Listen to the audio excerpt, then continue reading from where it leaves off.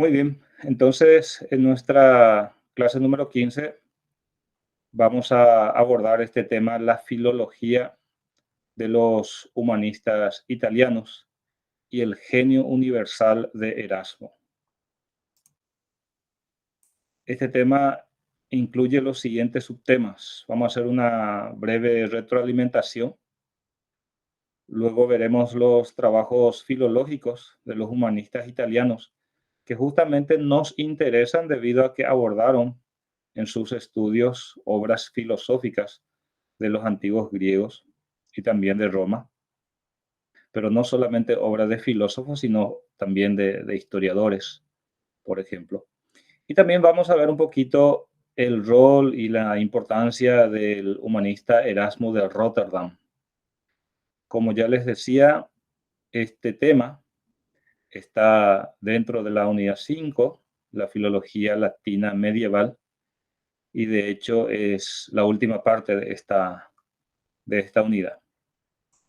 Comencemos con una breve retroalimentación de lo que les estuve presentando en el video explicativo y hablemos acerca del humanismo para entender justamente la importancia de los humanistas italianos en la conservación y en la difusión de las obras de la antigüedad grecolatina. Nosotros hemos visto que el humanismo hace referencia a un movimiento amplio, un movimiento cultural, así también un movimiento filosófico, intelectual, que tuvo su desarrollo en Europa, principalmente a partir del siglo XIV, principalmente a partir del siglo XIV, pero que evidentemente tuvo sus antecedentes en los siglos anteriores. Y este humanismo, como movimiento cultural, filosófico, intelectual, hemos visto también que se caracterizó por sobre todas las cosas por un interés renovado en el estudio de los valores culturales del pasado grecolatino y así también en la puesta en práctica de dichos valores. Este humanismo, si vamos a ubicarlo geográficamente, tendríamos que ir hasta Florencia, Italia, y posteriormente se suman a Florencia otras ciudades italianas como Roma, Nápoles y Venecia principalmente.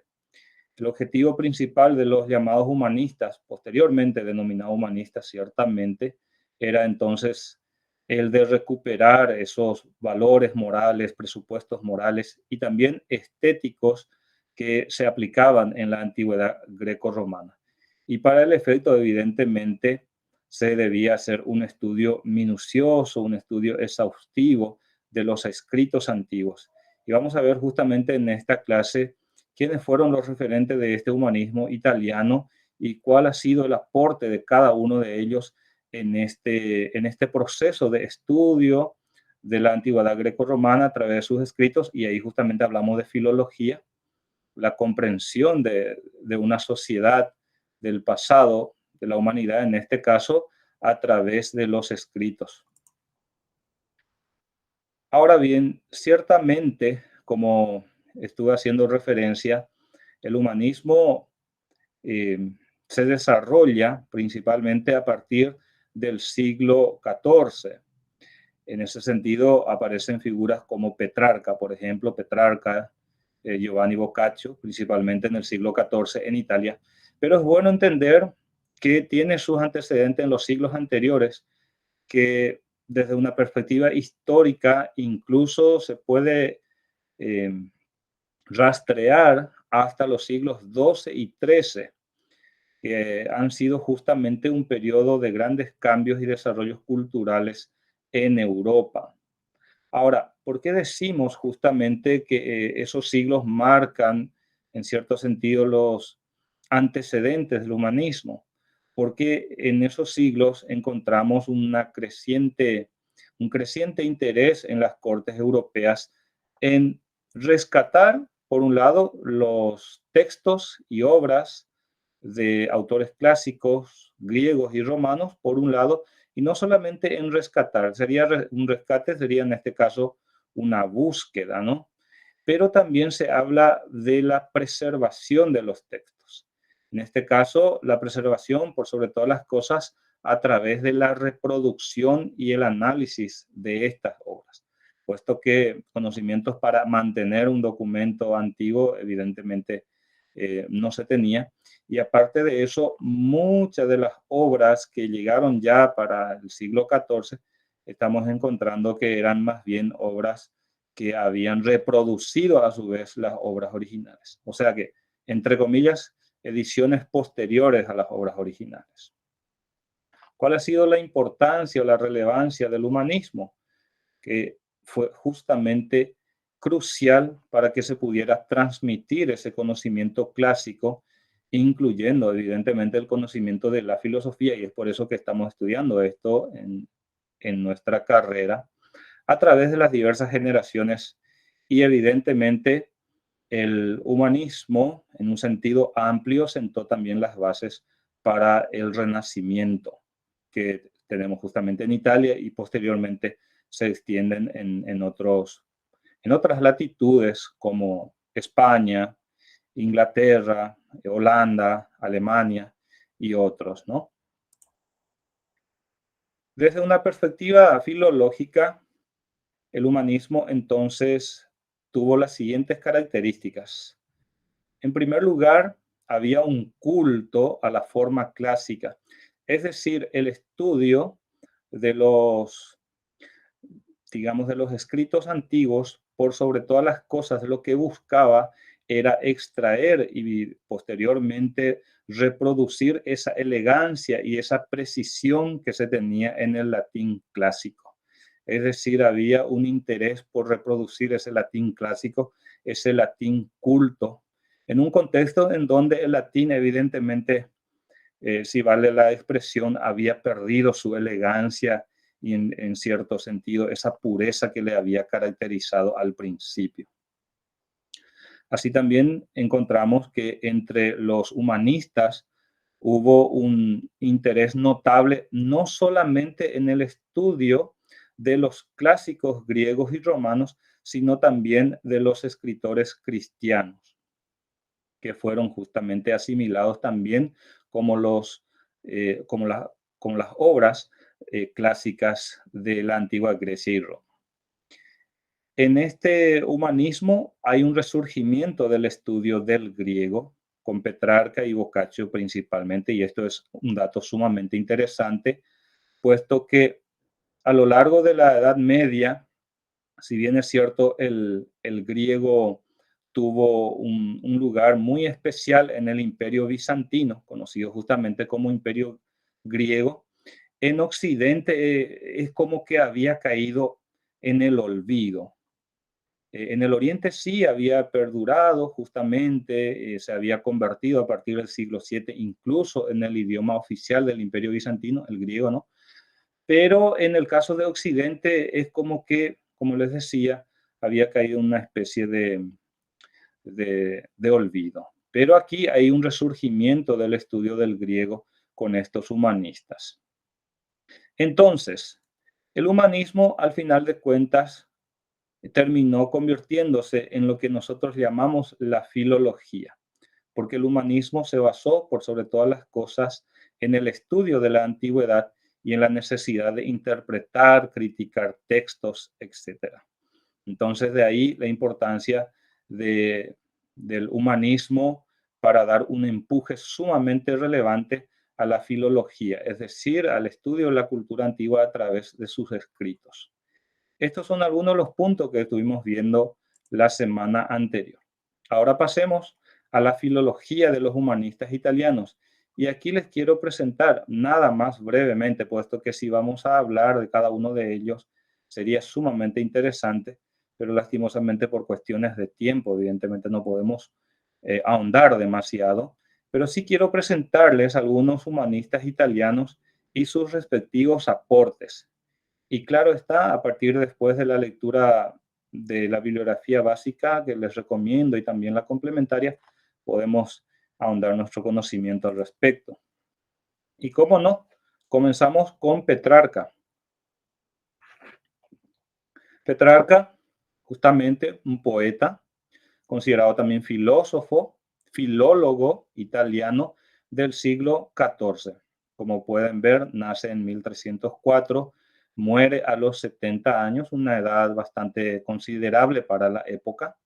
Petrarca es considerado el padre del humanismo. Su principal obra ha sido la obra Cancionero, un pilar fundamental de la literatura italiana.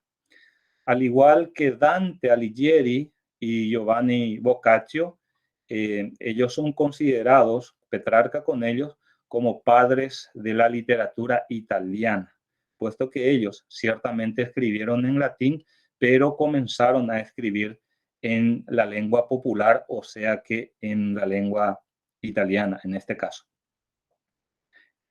Su obra dio inclusive inicio a toda una corriente literaria que se conoce como petrarquismo. Esta corriente terminaría con el tiempo ejerciendo una influencia notable en otras latitudes, como por ejemplo en Garcilaso de la Vega en España, Shakespeare y Edmund Spenser en Inglaterra. Petrarca introdujo nuevas formas y temas en la poesía, nos dice la literatura que estamos conservando. Y lo que nos interesa por sobre todas las cosas es el aporte filológico. Y ahí nos dice que Petrarca intentó armonizar, nos dice, ese legado greco-latín con las ideas del cristianismo mediante esa concepción humanista que la caracterizaba.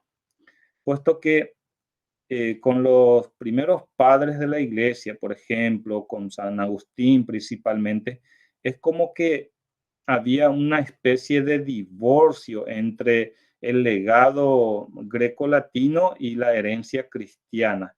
Y eso se mantuvo en gran parte durante la Edad Media, pero aquí Petrarca lo que intenta hacer es armonizar ese legado greco-latino con justamente las ideas del cristianismo. Hablemos brevemente de su obra Cancionero. Petrarca comenzó a componer esta obra, nos dice poco antes de su primera visita a Roma, y algo muy interesante, continuó trabajando en esta obra durante casi 40 años, porque en realidad Petrarca no tenía ese propósito, no tenía ese objetivo, por llamarlos así, de publicar esa obra, de darle un toque final, puesto que básicamente era una obra a través de la cual él iba puliendo su estilo cada tanto, mes tras mes, año tras año, dependiendo evidentemente de los momentos en los que se sentaba a trabajar por este escrito. Lo cierto y lo concreto que aquí tenemos que recordarnos un poquito de Petrarca cuando tenemos que enviar ya un trabajo y tenemos la duda si es la versión final, definitiva, o todavía no es, ¿verdad? Puesto que en el caso de Petrarca trabajó por esta obra durante casi 4 décadas. Y fíjense que se publica un poquito antes de su muerte, en 1470, en la localidad de Venecia. Ciertamente fue un pasatiempo literario para él, pero se convirtió en una de las obras fundacionales de la literatura italiana.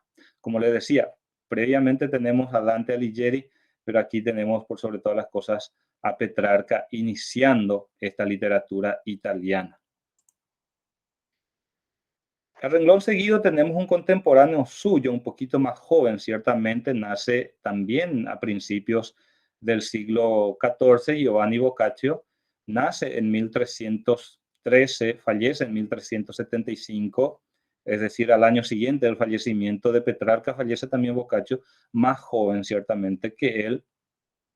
Como les había adelantado, él está considerado como eh, padre de la literatura en italiano, al igual que Dante Alighieri y Petrarca. ¿Cuál ha sido el aporte filológico de Boccaccio? En este caso tenemos que fue el primer humanista en estudiar griego. Como les decía, justamente con el humanismo se da un regreso al estudio del griego, inicia trabajos eruditos justamente en esta lengua.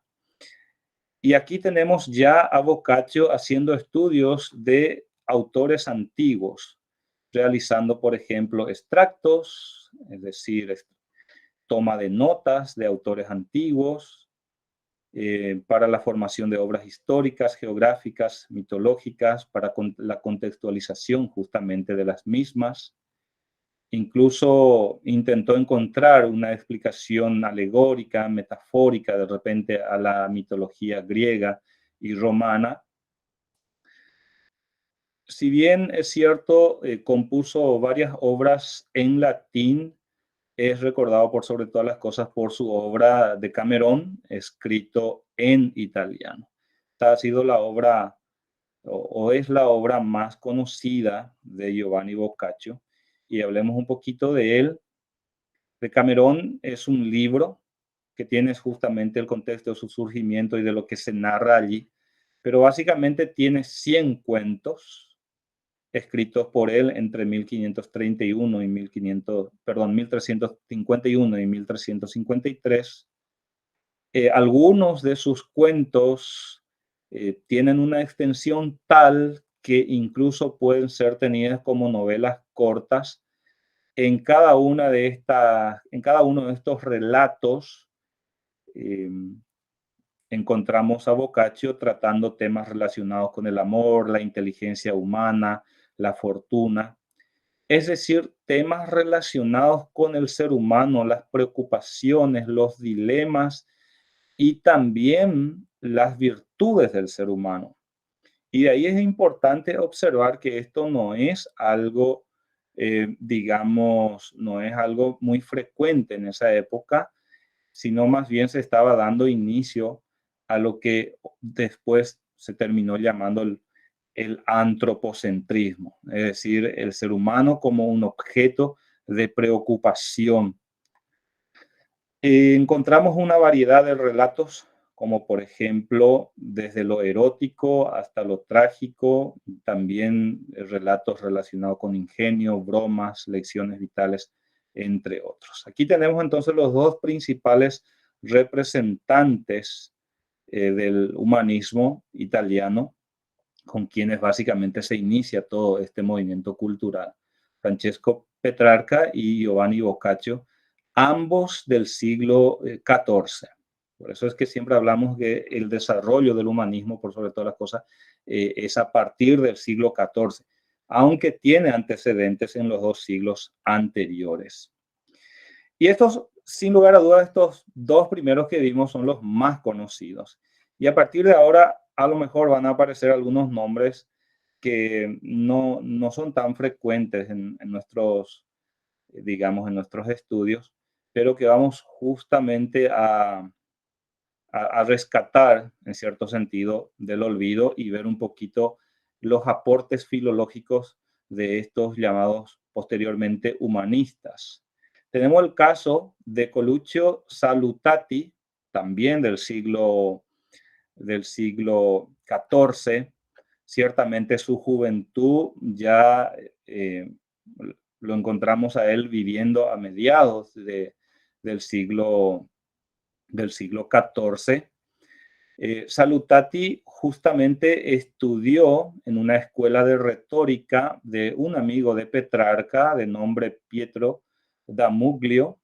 Se convierte justamente en canciller de Florencia poco después del fallecimiento de ambos, de Petrarca y Boccaccio.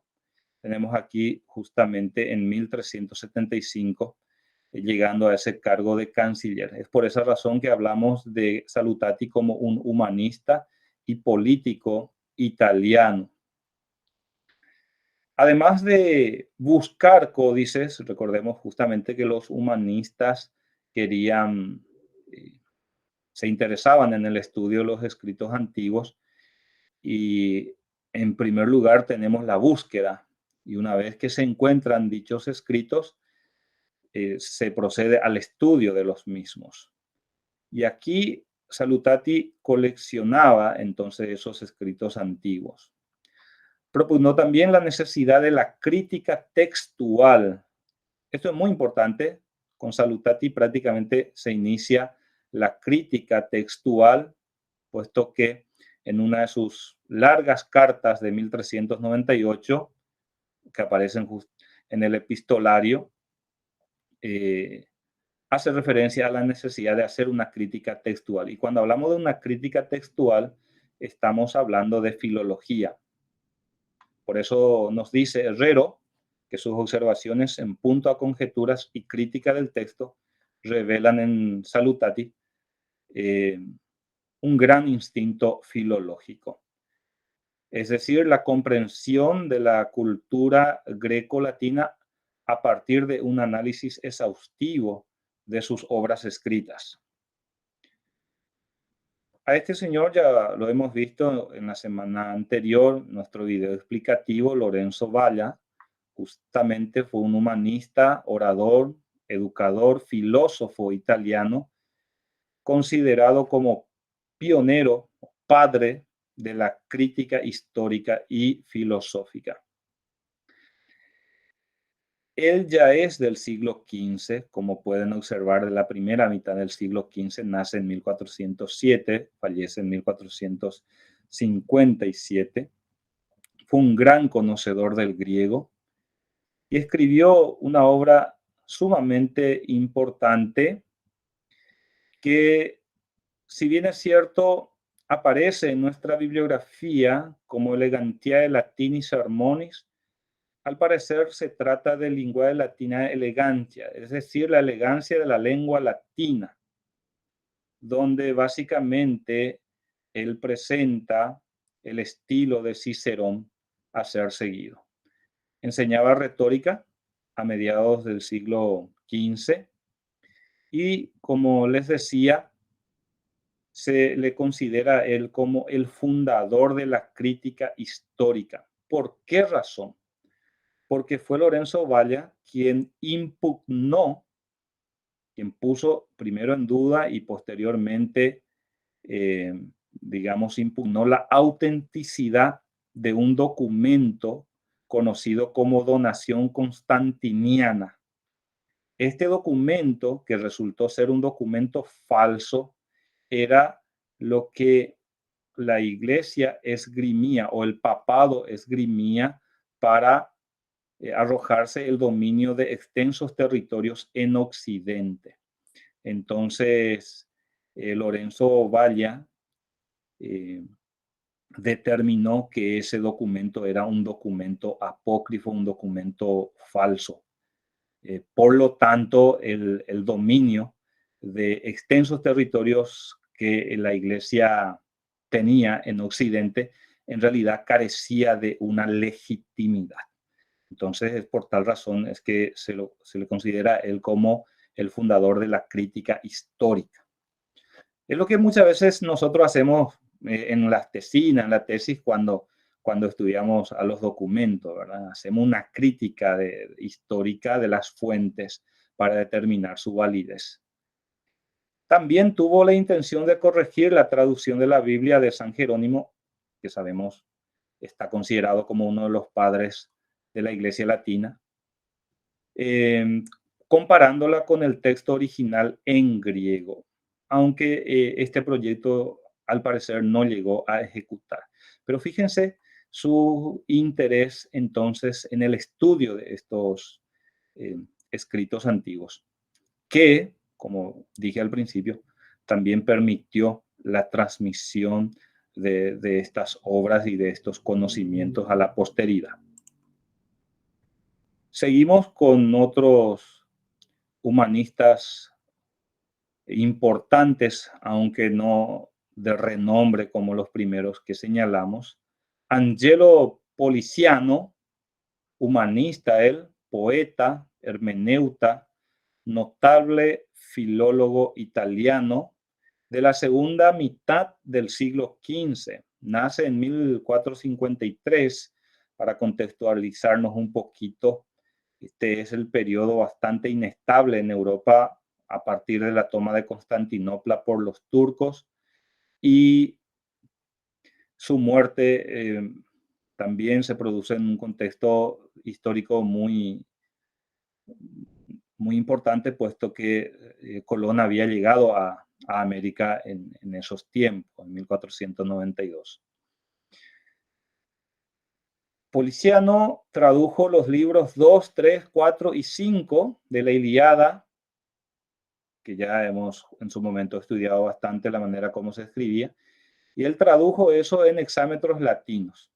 O sea que básicamente respetando el estilo de Homero, pero en latín.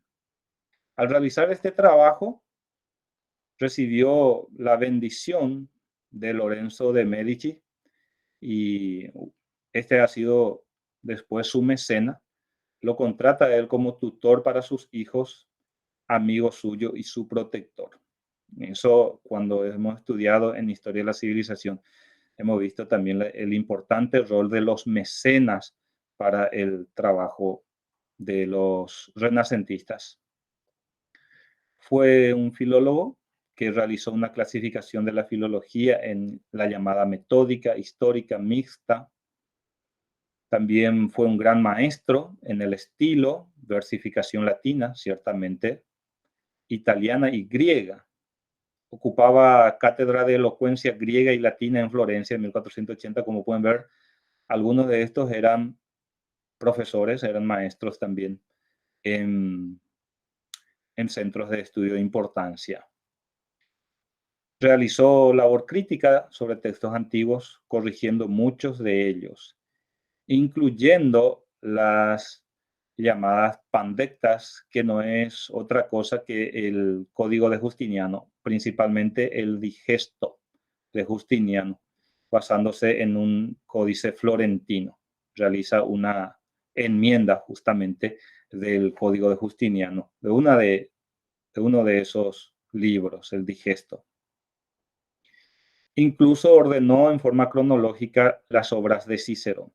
Entonces, estos aportes fueron fundamentales para la comprensión de dichas obras y también para la preservación de las mismas. Y tenemos el caso del Papa Nicolás V.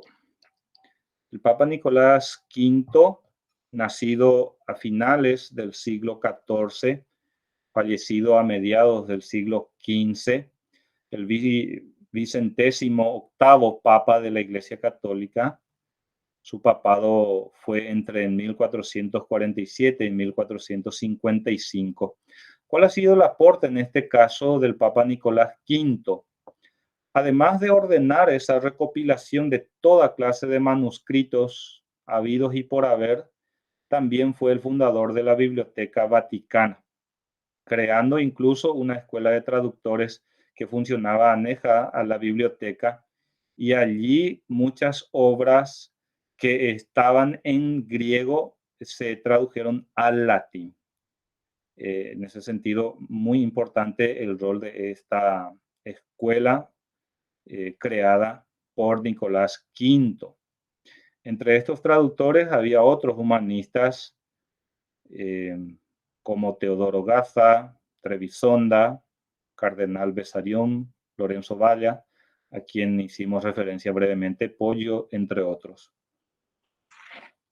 Entonces aquí tenemos el caso de Nicolás V.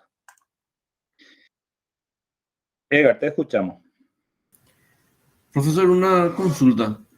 El griego, por ejemplo, el que hoy se habla en Grecia, me imagino que se habla en griego, ¿verdad?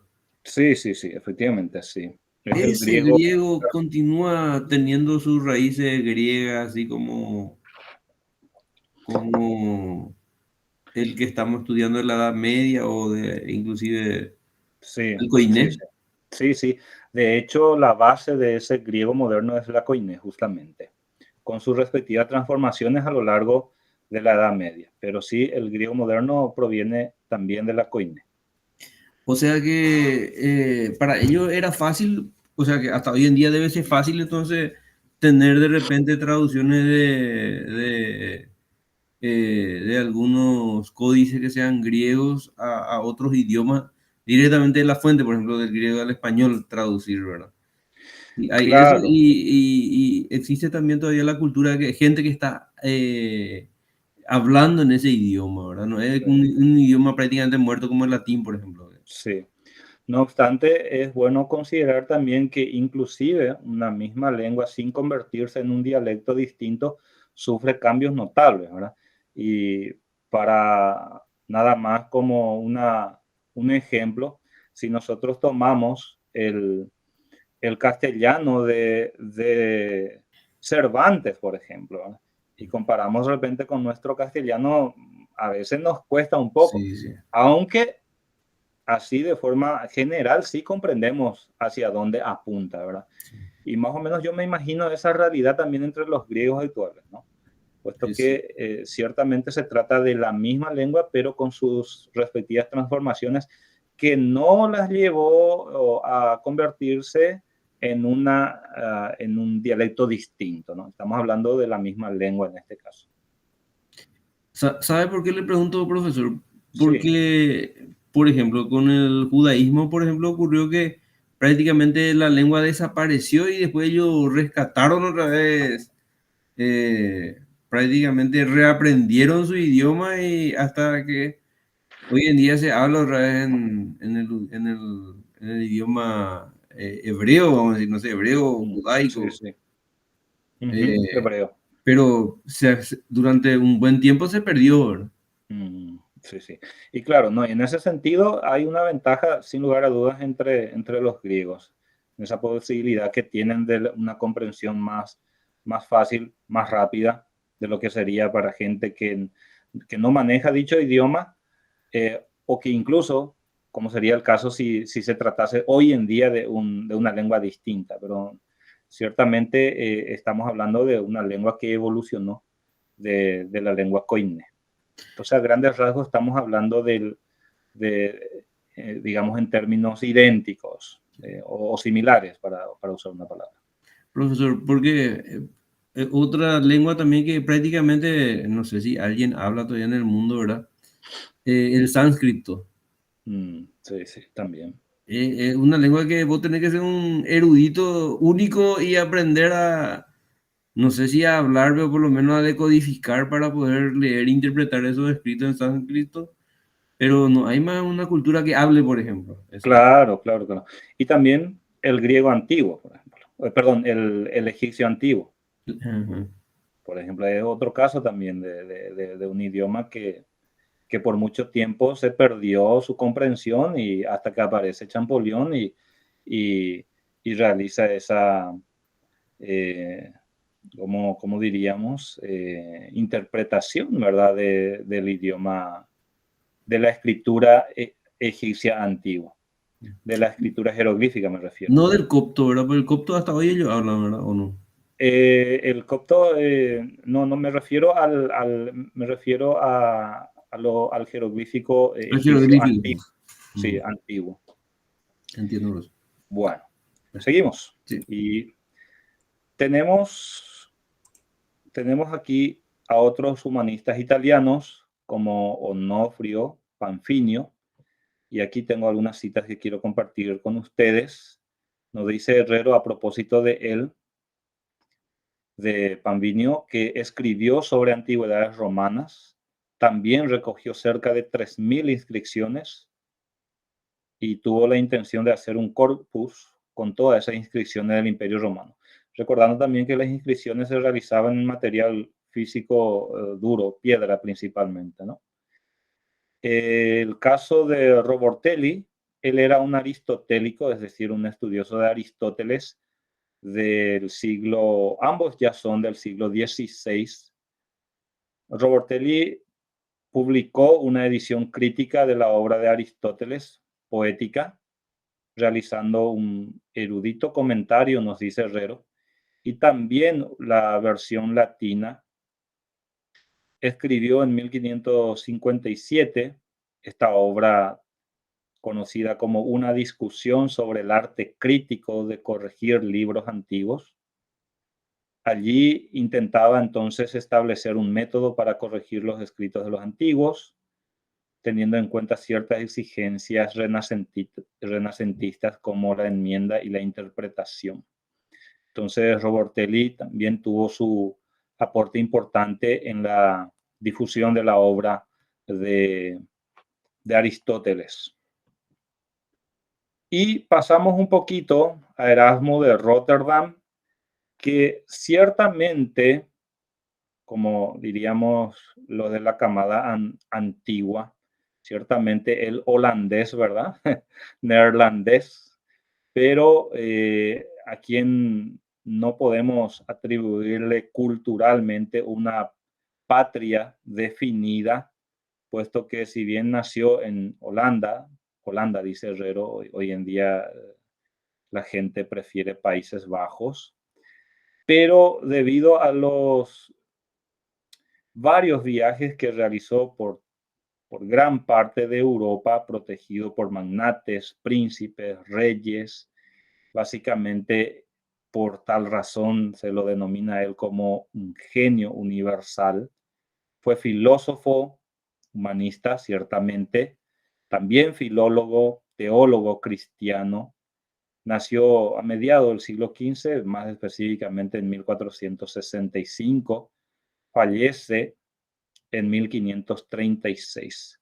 Para hacer una contextualización, siempre me gusta hacer, por mi formación en historia, es el año en que se produce la llegada de Pedro de Mendoza en la región del Río de la Plata y se produciría toda esa conquista, fundación de diversos fuertes, incluyendo el fuerte de Asunción en 1537. En ese contexto fallece Erasmo de Rotterdam, considerado eje central de este periodo humanístico y sin lugar a dudas un gran difusor de ese humanismo, entendiendo el humanismo como ese interés por el pasado greco-latino, por sobre todas las cosas.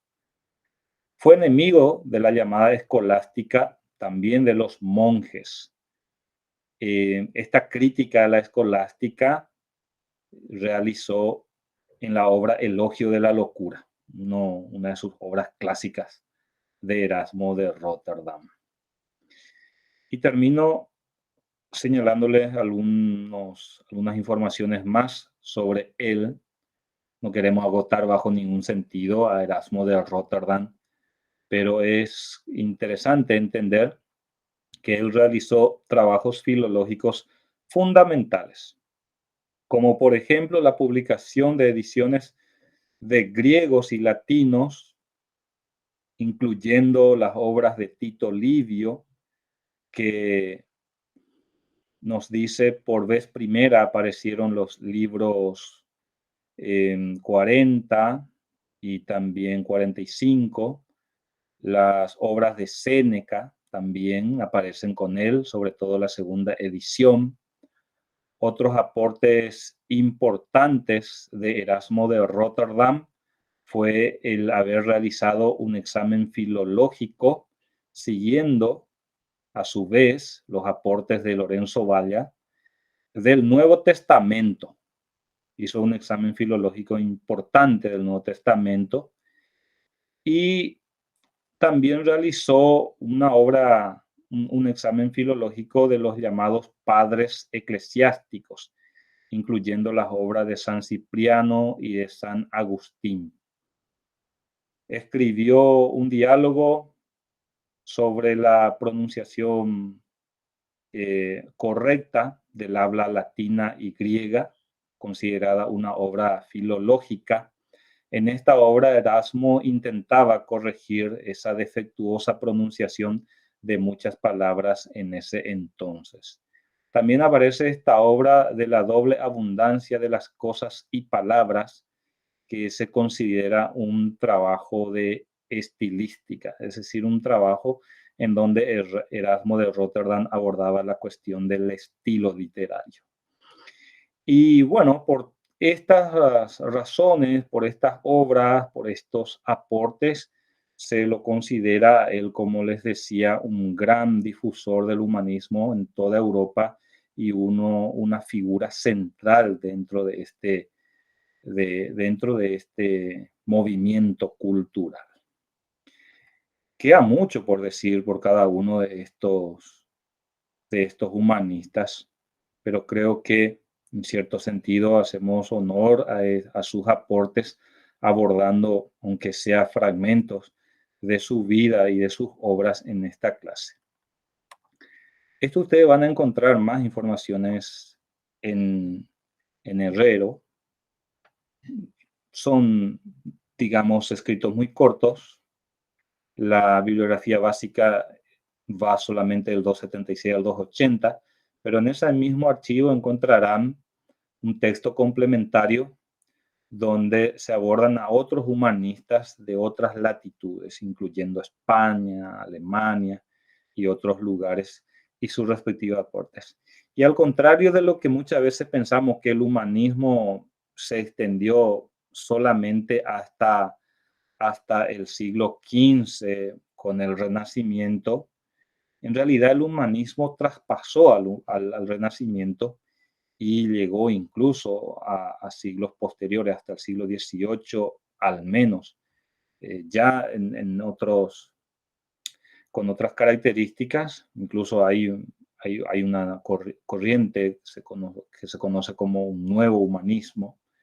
En fin, pero esas son cuestiones que vamos a ir encontrando también en este texto complementario. Hay mucho por decir, ciertamente, pero esto es lo que quise presentarles en esta ocasión, esperando que haya sido de vuestro agrado y que haya aportado algo también. Edgar, Gustavo. Profesor, con respecto a Erasmo de Rotterdam, yo escuché hablar de él por primera vez o sea que ya había escuchado hablar, pero leí en el Lazarillo de Tormes. Sí. Ese es un libro, vamos a decirle así, de autor anónimo, pero muy perseguido por la Iglesia Católica en España principalmente, porque en España era muy difundido esa historia del Lazarillo de Tormes, y donde había una crítica, dentro de ese libro, una crítica sobre, vamos a decir así, las actividades de la Iglesia en Europa y en España, ¿verdad? Uh-huh. Entonces, en una de esas surge de que el origen, vamos a decir así, de ese libro, porque era uno de autor anónimo, Uh-huh. dice, era hecho por erasmistas, dice, ¿verdad? Seguidores de Erasmo. Sí, sí, sí, sí, sí. Entonces, y es muy, muy simpático, una historia muy interesante, muy entretenida, ¿verdad? Para conocer un poco y contextualizar un poco lo que era ese tiempo que usted estaba diciendo justamente, ¿verdad? Esa época y lo que criticaban la gente de la parte, por ejemplo, de la vida religiosa, de los clérigos, cómo se aprovechaban de la gente muchas veces, los buleros famosos, ¿verdad? Porque dentro de la iglesia había todo tipo de gente, ¿verdad?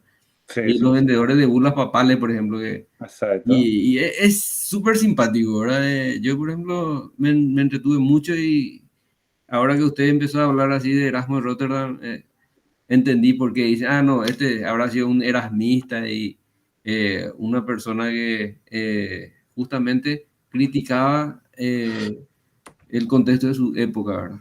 Lo Sí, sí. que estaba mal, ¿verdad?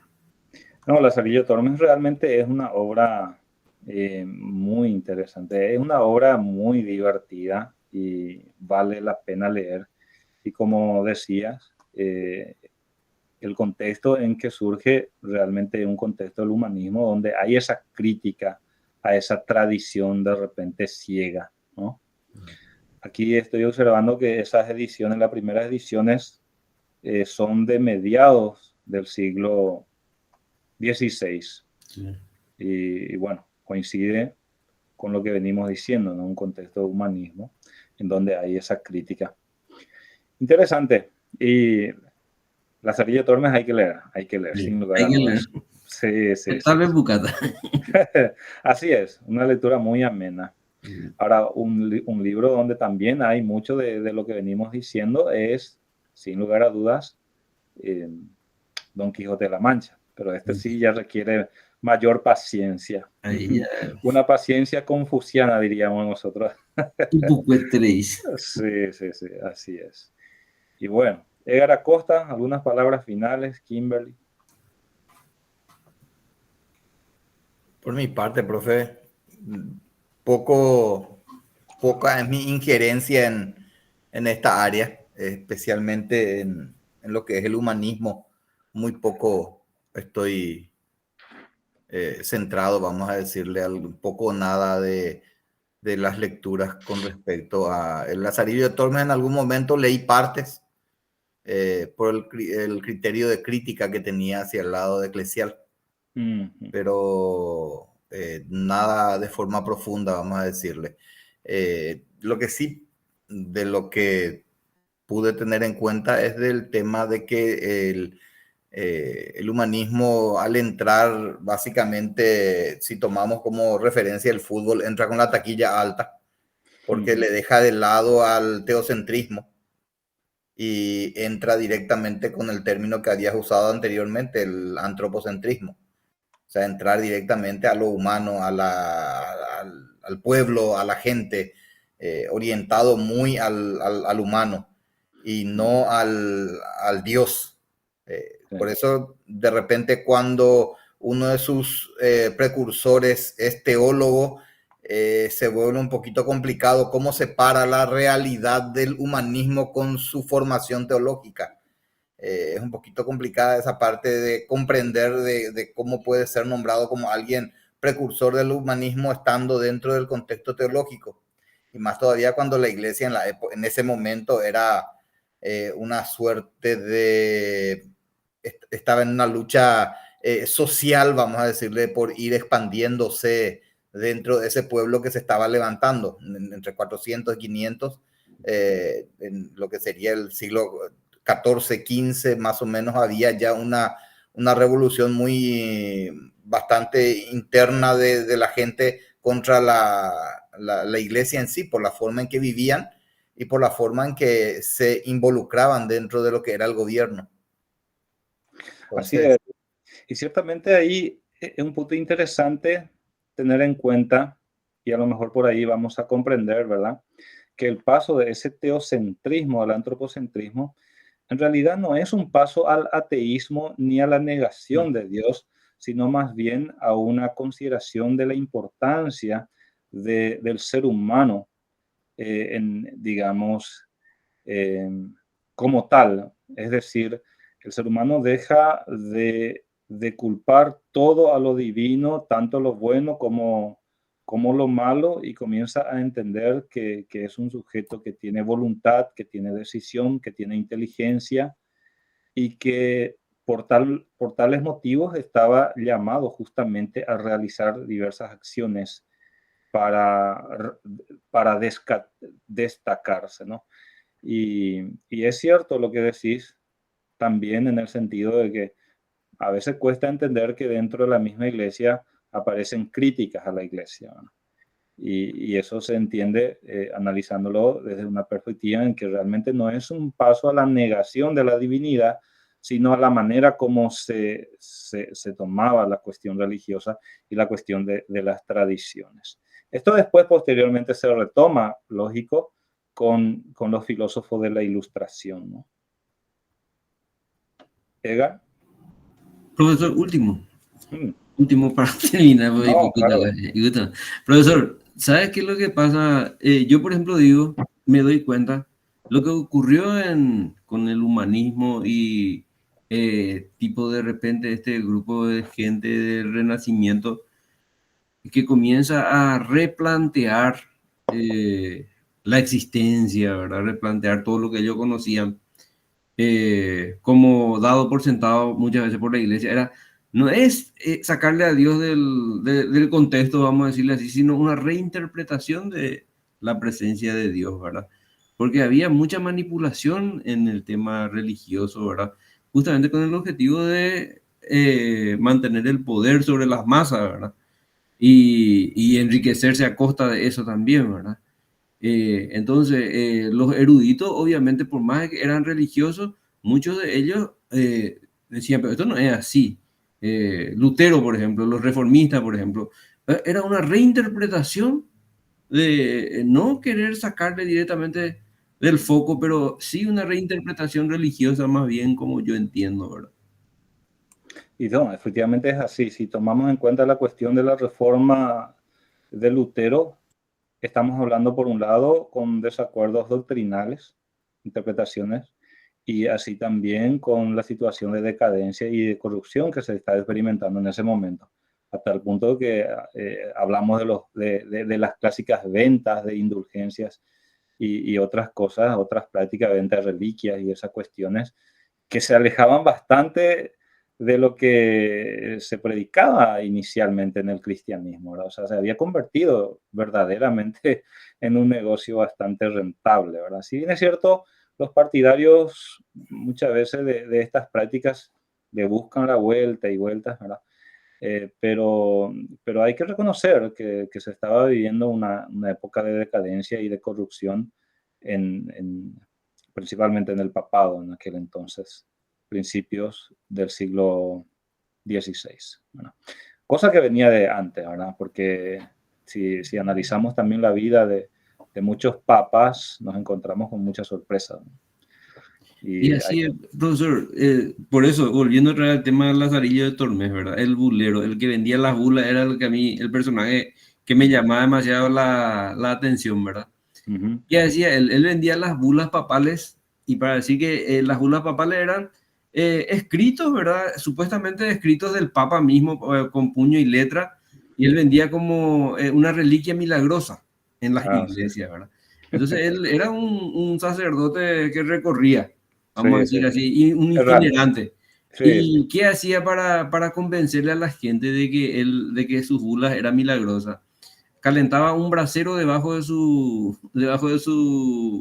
del altar, ¿verdad? Un brasero, y ponía una cruz pegada al brasero que se calentaba, una cruz de metal. Entonces él agarraba la cruz y fingía que besaba, dice, ¿verdad?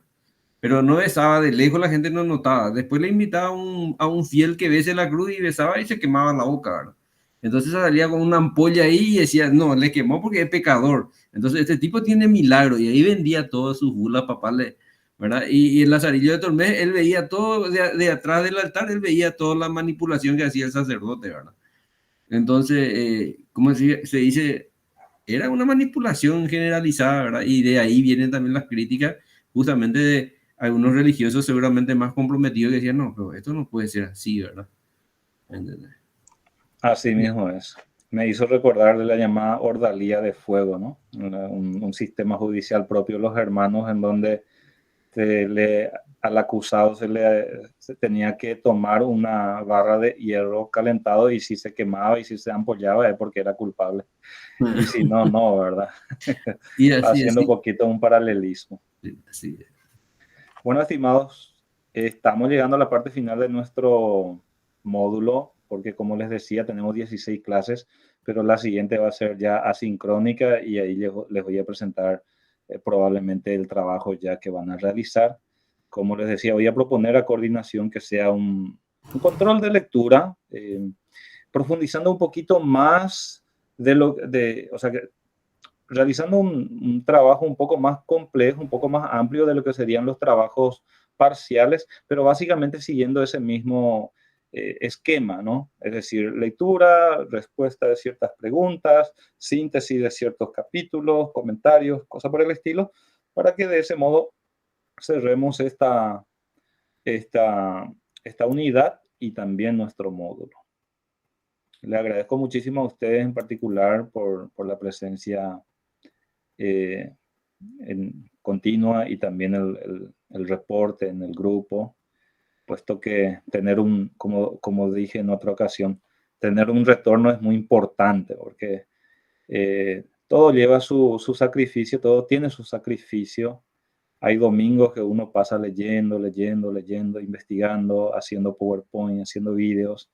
Muchas veces un poco, no digo desanima, ¿verdad? Porque es mi trabajo, pero es un poquito frustrante ver de repente que no hay retorno de la mayoría. Pero bueno, muchos son los llamados, pocos los escogidos a lo mejor, ¿verdad?